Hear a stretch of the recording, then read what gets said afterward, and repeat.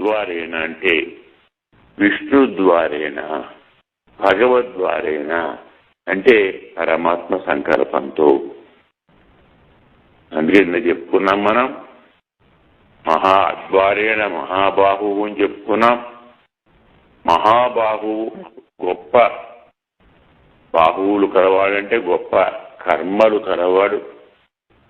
గొప్ప కర్మ అంటే నేను చెప్పాం, ఫలాకాంక్ష లేని కర్మ గొప్ప కర్మ, ఫలమును కోరని కర్మ గొప్ప కర్మ, అన్ని పరమాత్మకు అర్పించే కర్మ గొప్ప కర్మ.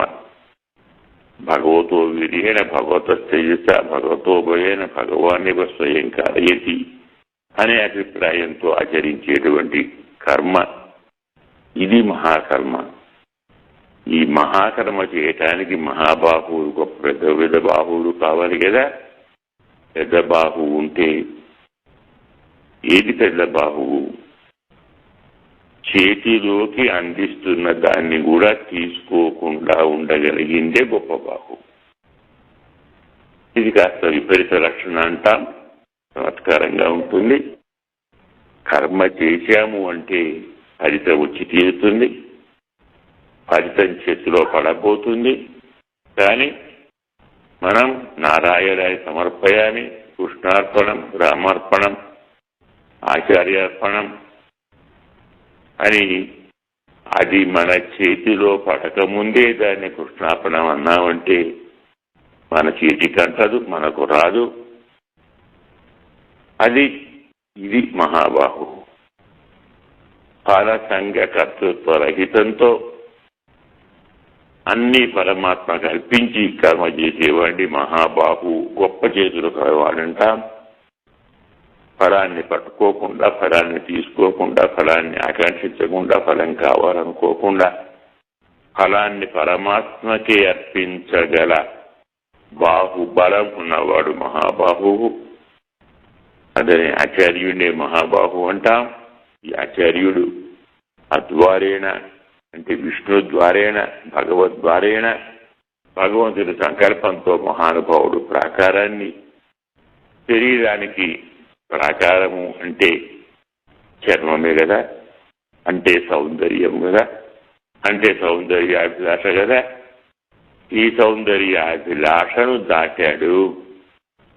మనం అహంకారం లేకున్నా, మమకారం లేకున్నా, స్వార్థం లేకున్నా, ఫలాకాంక్ష లేకున్నా ప్రతివాడికి తన శరీరం అంటే ప్రేమ ఉంటుంది, మోజుంటుంది. అబ్బా ఎంత బాగుంది నా ఛాయ, బంగారు ఛాయ నగదగా మెరుస్తుంది, ఎంత సౌందర్యమో, ఎంత సౌకుమార్యమో, ఎంత లావణ్యమో, ఎంత యవ్వనమో. చూసిన ప్రతివారు మోహిస్తారు, ప్రేమిస్తారు, కామిస్తారు, కోరుతారు. ఇదండి శరీరం అంటే, ఇదండి అందం అంటే అని ఆ చర్మాన్ని చూచి, ఆ స్వభావాలను చూచి, ఆ మెరుపును చూచి చార్మింగ్ అంటానే వాటిని చూసి మురిసిపోతుంటాం. కానీ నిజంగా అదంతా అందమేనా? ఒక చిన్న గుండు సూది పుచ్చుకుంటే, ఓ వారం 10 రోజులు ఏ చికిత్స చేయకుంటే అందులో నుంచి రహస్యం అంతా, సౌందర్యం అంతా బయటకు వస్తుంది కదా. ఇంత చీము, ఇంత నెత్తరు, ఇవన్నీ వస్తాయి. ఇదేంటి సౌందర్యం? చర్మము యొక్క మెరుపు చూసి మోసపోయే వాళ్ళ అజ్ఞానులు. ఇది కేవలం చర్మము, ఈ లోపల ఎముకలు, మాంసము, రక్తము, వప, మజ్జ ఇవన్నీ ఉంటాయి తెలుసుకున్నవాడు ఆచార్యుడు. అందుకే ఈ మహానుభావుడు ప్రాకారాన్ని దాటాడు. చర్మ సౌందర్యాన్ని లెక్కించలేదు, దేహ సౌందర్యాన్ని లెక్కించలేదు. ఇలా పరమాత్మ సంకల్పంతో మహానుభావుడు నిశిలంకా మహాసత్వ వివేచక పికుంజర, రాత్రిపూట చాలా గొప్ప బలం కలిగినటువంటి మహానుభావుడు లంకా నగరాన్ని ప్రవేశించాడు. ప్రవిశ్య నగరీం లంకాం కపిరాజహితంకర చక్రేద పాదం సంయంచ శత్రూణాం సతు మూర్ధని. ఇలా మహానుభావుడు హనుమంతుడు లంకలోకి ప్రవేశించాడు. ఎలాంటి వాడితను? కపిరాజ హితంకర. హనుమంతుడు లంకలోకి ఎందుకు వచ్చాడు అంటే తన కోసం రాలేదు, తన పని కోసం రాలేదు, తానేదో లాభం పొందాలని రాలేదు. కపిరాజ హితంకర, సుగ్రీవునికి హితము చేయాలని వచ్చాడు. అదేమిటండి సుగ్రీవునికి ఎందుకు? రామునికి కదా. అంటే రామునికి ఎందుకు చేయాలనుకున్నాడు సుగ్రీవుడు? రామునికి సాయం చెయ్యకుంటే మరి రాముడు సుగ్రీవుని ఏం చేస్తాడో తెలియదు. ముందే చెప్పాడు కదా, మా వాలి పథమానువగా అని. వాలి వెళ్ళిన దారిలోకి వెళ్ళకూడదన్నా ముందే హెచ్చరించాడు కదా. అతని వల్ల ప్రత్యుపకారం పొందినటువంటి వాడు, ఉపకారం పొందినవాడు ప్రత్యుపకారం చేయాలి కదా. తన ప్రాణాలు లెక్కించకుండా వాళ్ళని సంహరించి ఆ రాజ్యాన్ని సుగ్రీవునికి ఇచ్చాడే. ఇంత మొహబగైనటువంటి రామచంద్రునికి ప్రత్యుపకారం చేయొద్దా? చేయకుంటే ఆయన ఊరుకుంటాడా? వారి దగ్గరికి పంపుతాడు. ఇలా రాముడు చేయకుండా ఉండాలంటే మరి సీతలు వెతకాలి. ఆ వెతికే హనుమంతుడు చేస్తున్నాడు. అందువల్ల హనుమంతుడి వల్ల ప్రత్యక్షంగా ఫలం పొందేది సుగ్రీవుడే.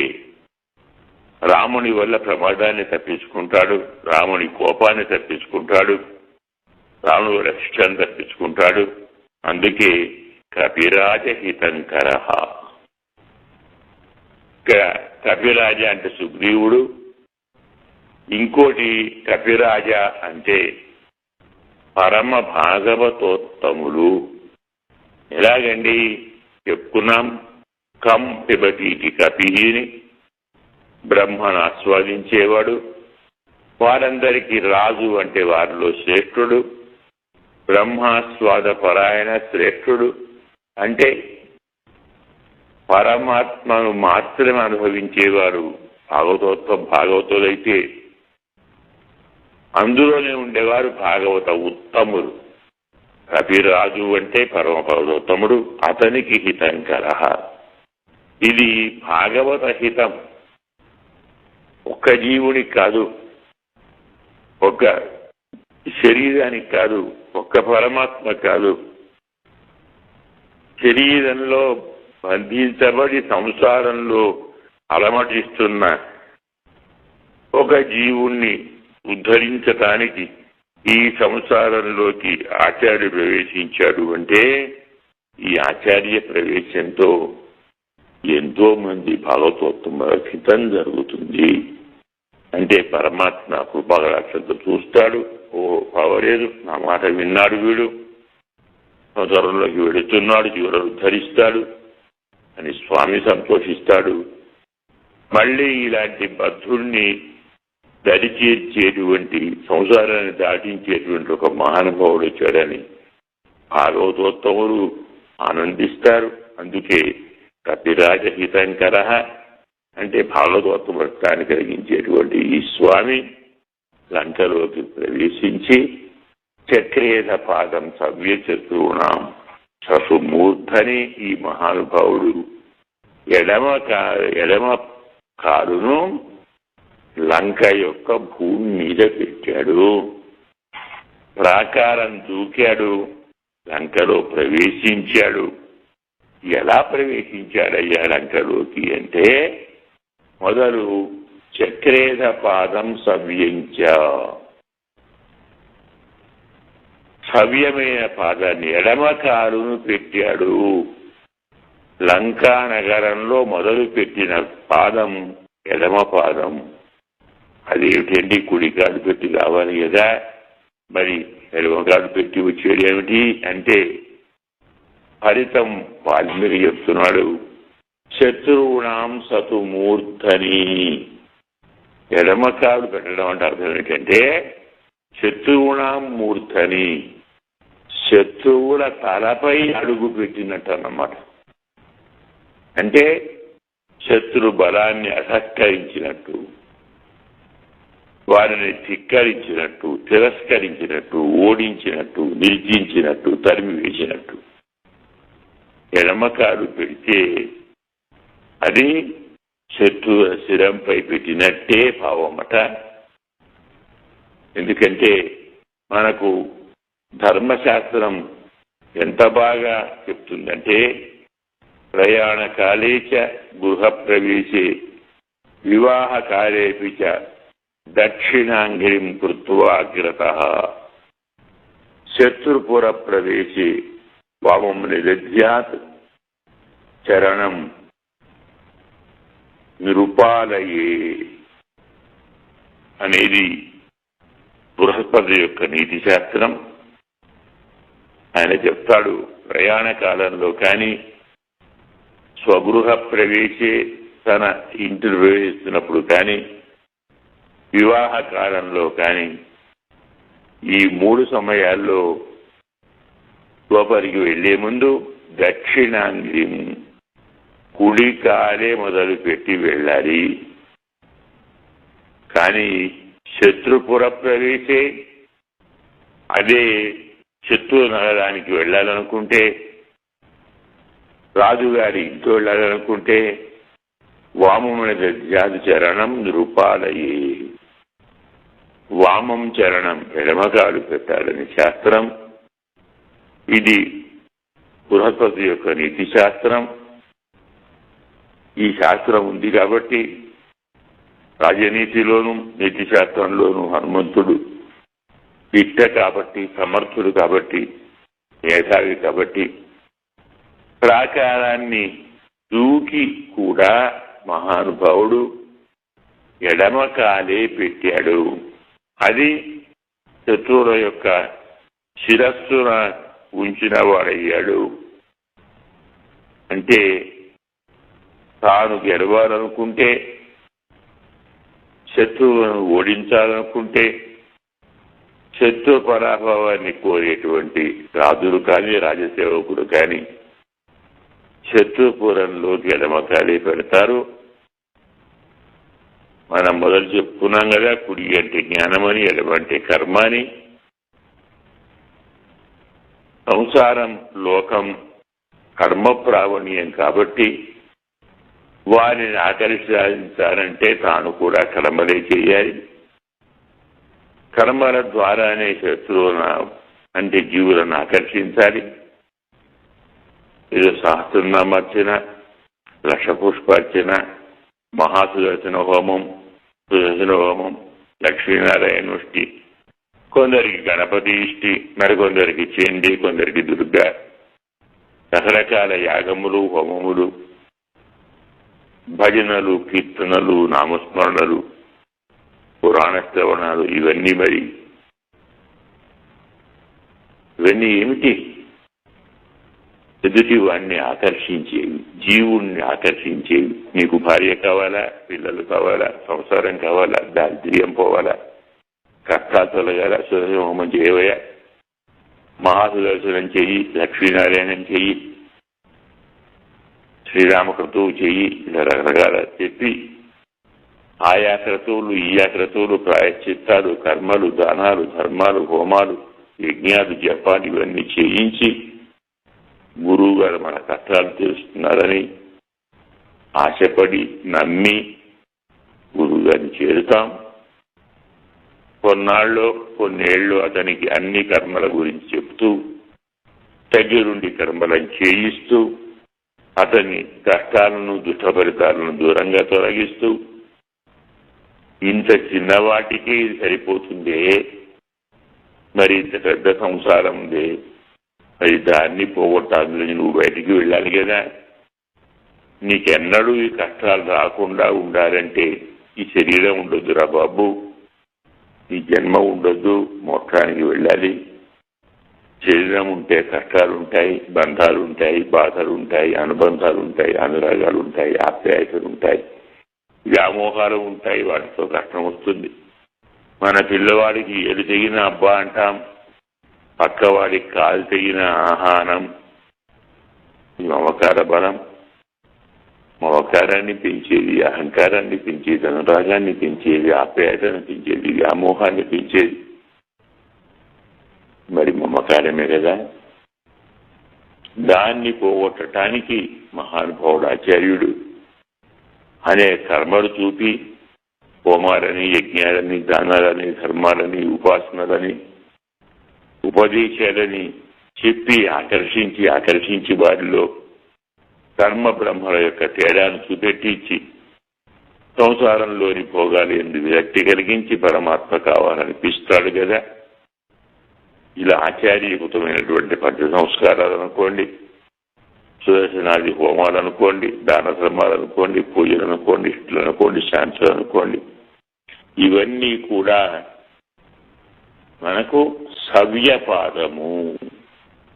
అందుకే ఇది శత్రువున మూర్ధని, శత్రువుల శిరస్సులో పడుతుంది. అంటే వారు వంగి ఉంటారు, చెప్పినట్టు వింటారు. నీకు ఏల్నాటి శని సుందరకాండ పారాయణం చెయ్యి, నీకు కాసర్పదోషము సుదర్శన మహాహోమం చెయ్యి, నీకు ఏదో కుజదోషము ఫలానా పారాయణం చెయ్యి. ఇలా కర్మలు చూపి దగ్గరుండి చేయించి వాడి మనసును, వాడి బుద్ధిలో ఉన్న భ్రమణాన్ని తొలగించి పరమాత్మ నామస్మరణ, పరమాత్మ కైంకర్యం, భాగవతోత్తర కైంకర్యంతో అన్ని కష్టాలు, అన్ని బాధలు తొలగిపోతాయి దాన్ని చూపిస్తాడే. ఇలా కర్మల ద్వారా పరమాత్మ అనుగ్రహాన్ని పొందవచ్చని చెప్పేటువంటి ఆచార్య ఉపదేశమే వామపాద ప్రక్షేపం. అందుకే ప్రత్యేకించి వాల్మీకి చక్రేర పాదం సవ్యంచ శత్రువునాం తతు మూర్ధని. ఈ మహానుభావుడు శత్రువుల శిరస్సులోని ఎడమకాడు పెట్టాడు అంటాం. రాజనీతి శాస్త్రంలో మనం చెప్పుకున్నాం కదా, ప్రయాణ కాలంలో కానీ, గృహప్రవేశంలో కానీ, వివాహ కాలంలో కానీ పొలికాలు పెట్టాలి, శత్రుపుర ప్రవేశ ఎడవకాలు పెట్టాలనేటువంటి రాజనీతి శాస్త్రం.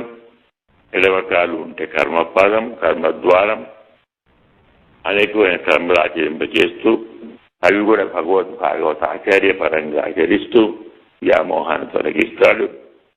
శత్రువులు అంటే అహంకారమే, దాన్ని ఎత్తిన కాలు పెట్టి వచ్చాడు స్వామి హనుమంతుడు.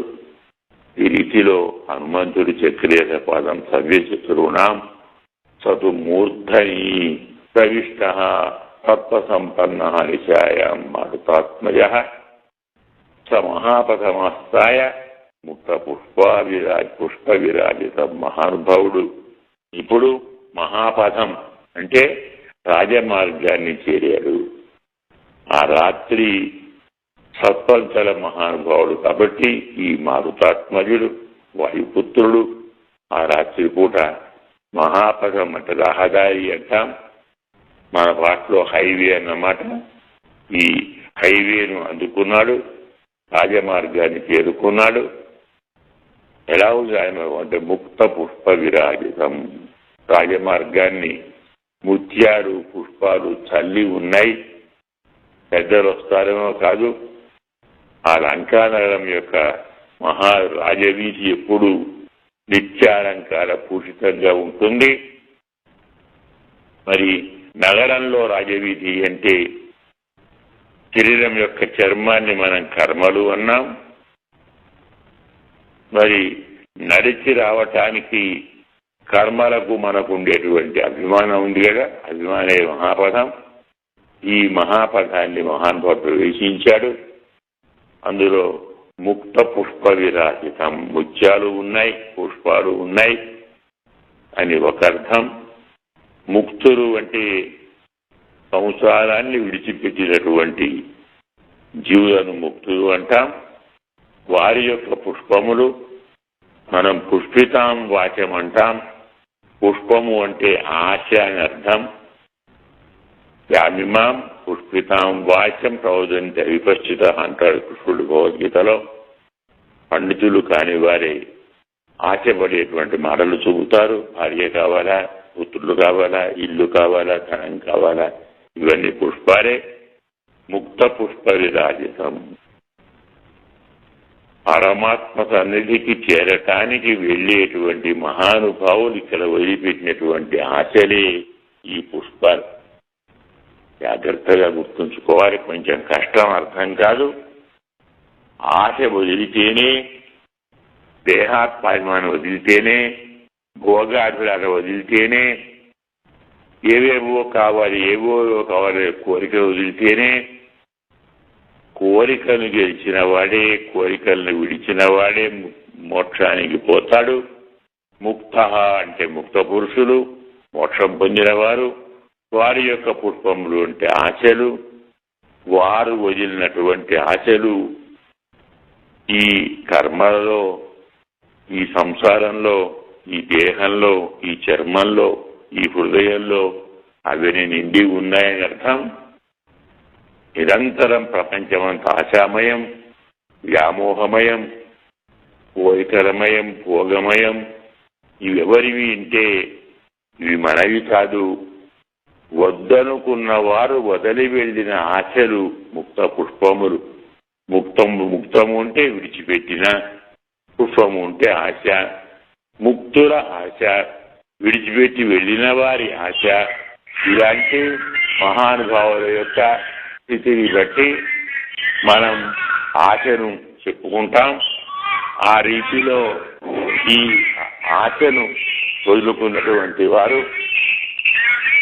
ఒక్క నిమిషం ఉన్నారే, చూడు ఫోన్ చూడు, వచ్చిన కృష్ణుడు.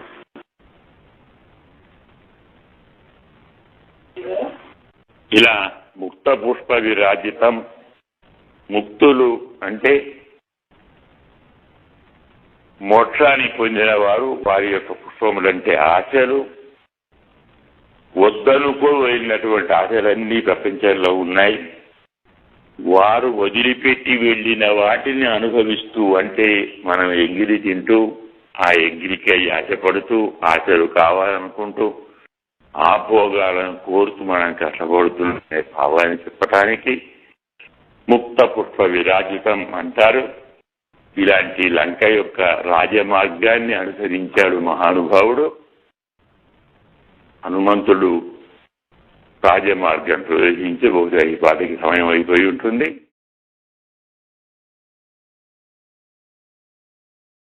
మా ఛానల్ ని లైక్ చేయండి మరియు సబ్స్క్రైబ్ చేయండి.